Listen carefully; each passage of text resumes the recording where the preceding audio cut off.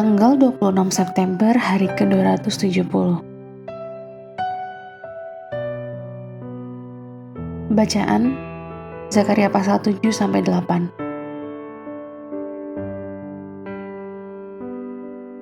Berpuasa atau tidak berpuasa? Garis besar, 2 tahun setelah penglihatan malamnya, Zakaria diperintahkan oleh Allah untuk menyampaikan 4 pesan kepada bangsa Israel tentang masalah puasa. Bangsa Israel berpuasa pada bulan ke-4, ke-5, ke-7, dan ke-10 untuk memperingati peristiwa seputar pengepungan dan penghancuran Yerusalem. Sekarang setelah mereka kembali ke Yerusalem dan membangun kembali kota itu, pertanyaannya muncul secara alami. Haruskah kita terus melakukan puasa seperti sebelumnya? Jawabannya Allah melalui Zakaria adalah hal yang menenangkan dan menghibur. Objek puasa adalah yang menjadi kunci utama. Lihat pasal 7, ayat 5-7. Cara hidup Anda lebih penting daripada cara Anda berpuasa. Pasal 7, ayat 8-14. Berkat Tuhan diberikan pada mereka yang menjalankan kebenaran dan kasih, bukan ritual yang kosong. Lihat pasal 8 ayat 1-17. Dan puasa sejati membawa kegirangan dan sukacita. Lihat pasal 8 ayat 18-23. Renungan harian. Pernahkah Anda begitu terpikat oleh kehadiran Tuhan? Begitu menikmati firman-Nya atau asik berbicara dengannya, sehingga Anda lupa makan? Lalu apakah Anda tahu atau tidak bahwa Anda sedang berpuasa?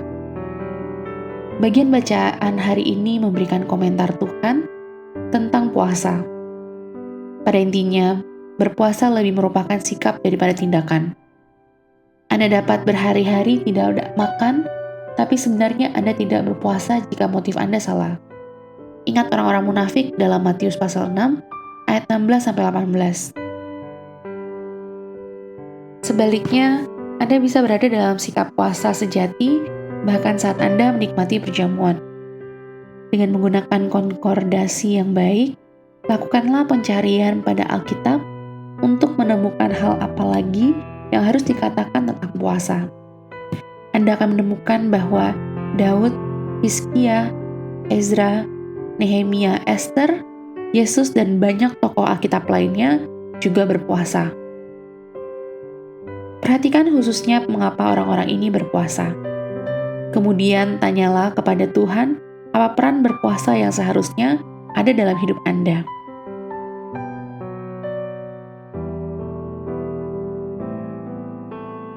Nabi Tuhan adalah orang pemberani yang percaya bahwa seseorang bersama Allah selalu menjadi yang mayoritas.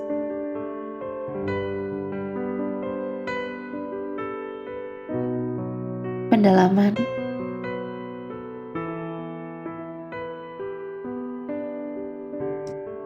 Memberi pengharapan atau menyalahkan pada saatnya.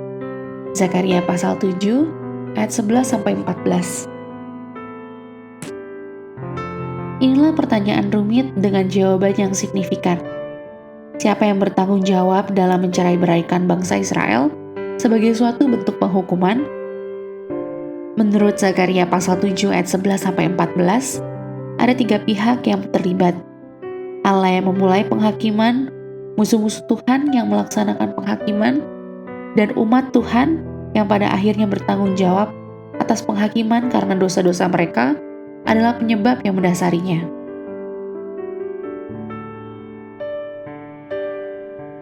Empat puasa untuk 4 kejadian di Zakaria pasal 8 ayat 19.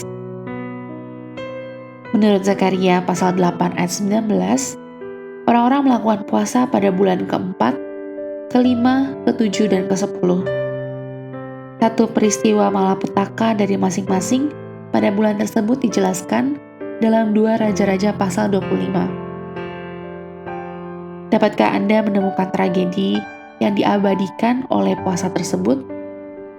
Lihat khususnya 2 Raja-Raja pasal 25 ayat 1, 3, 8, dan 25. Amin.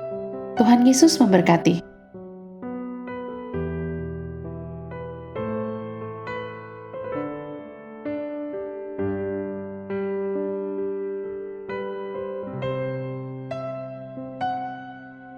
Zakaria pasal 7. Ibadah puasa yang baik. Pada tahun yang keempat zaman Raja Darius, datanglah firman Tuhan kepada Zakaria pada tanggal 4 bulan ke-9, yakni bulan Kislew. Adapun penduduk Betel telah mengutus Sarezer dan Regem-Melek serta orang-orangnya untuk melunakkan hati Tuhan, untuk menanyakan kepada para imam dari rumah Tuhan semesta alam dan kepada nabi demikian, haruskah kami sekalian menangis dan berpantang dalam bulan yang kelima, seperti yang telah kami lakukan bertahun-tahun lamanya? Maka datanglah firman Tuhan semesta alam kepadaku, bunyinya, katakanlah kepada seluruh rakyat negeri dan kepada para imam demikian, ketika kamu berpuasa dan meratap dalam bulan yang kelima dan yang ketujuh, selama 70 tahun ini, adakah kamu sungguh-sungguh berpuasa untuk aku? Dan ketika kamu makan dan ketika kamu minum, bukankah kamu makan dan minum untuk dirimu sendiri? Bukankah ini firman yang telah disampaikan Tuhan dengan perantaran para nabi yang dahulu? Ketika Yerusalem dengan kota-kota yang di sekelilingnya masih didiami orang dan masih sentosa, dan tanah Negeb dan daerah bukit masih didiami, firman Tuhan datang kepada Zakaria, bunyinya, beginilah firman Tuhan semesta alam, laksanakanlah hukum yang benar, dan tunjukkanlah kesetiaan dan kasih sayang kepada masing-masing. Janganlah menindas janda dan anak yatim, orang asing dan orang miskin, dan janganlah merancang kejahatan dalam hatimu terhadap masing-masing. Tetapi mereka tidak mau menghiraukan, dilintangkannya bahunya untuk melawan, dan ditulikannya telinganya supaya jangan mendengar. Mereka membuat hati mereka keras seperti batu amril, supaya jangan mendengar pengajaran dan firman yang disampaikan Tuhan semesta alam melalui rohnya dengan perantaran para nabi yang dahulu. Oleh sebab itu, datang murka yang hebat daripada Tuhan. Seperti mereka tidak mendengarkan pada waktu dipanggil, demikianlah aku tidak mendengarkan pada waktu mereka memanggil, firman Tuhan semesta alam. Oleh sebab itu, aku meniupkan mereka seperti angin badai ke antara segala bangsa yang tidak dikenal mereka, dan sesudahnya tanah itu menjadi sunyi sepi, sehingga tidak ada yang lalu lalang di sana. Demikianlah mereka membuat negeri yang indah itu menjadi tempat yang sunyi sepi. Zakaria pasal 8. Keselamatan bagi Israel. Datanglah firman Tuhan semesta alam, bunyinya, beginilah firman Tuhan semesta alam, aku berusaha untuk Sion dengan kegiatan yang besar, dan dengan kehangatan amarah yang besar. Beginilah firman Tuhan, aku akan kembali ke Sion, dan akan diam di tengah-tengah Yerusalem. Yerusalem akan disebut kota setia, dan gunung Tuhan semesta alam akan disebut gunung kudus.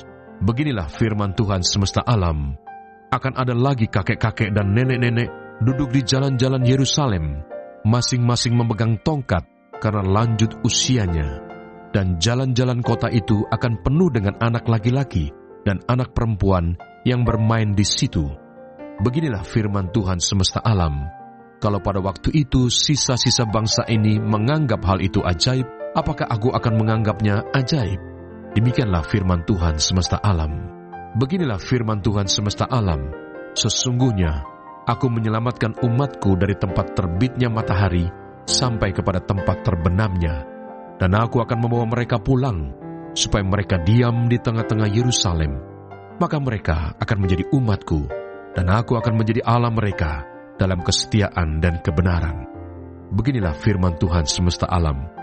Kuatkanlah hatimu, hai orang-orang yang selama ini telah mendengar firman ini, yang diucapkan para nabi, sejak dasar rumah Tuhan semesta alam diletakkan untuk mendirikan bait suci itu. Sebab sebelum waktu itu, tidak ada rezeki bagi manusia, juga tidak bagi binatang. Dan karena musuh, tidak ada keamanan bagi orang yang keluar dan bagi orang yang masuk. Lagi pula, aku membuat manusia semua bertengkar.